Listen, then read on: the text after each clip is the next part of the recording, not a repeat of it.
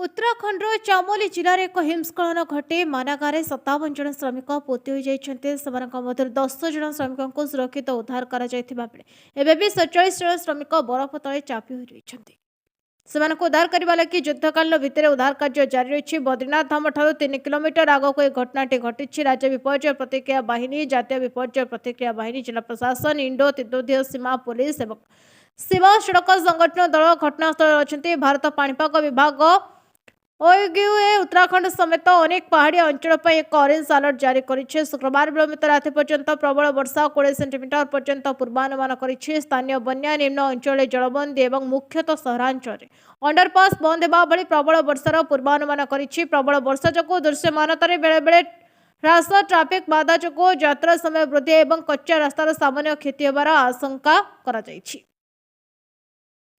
Bureau report, नायावती TV.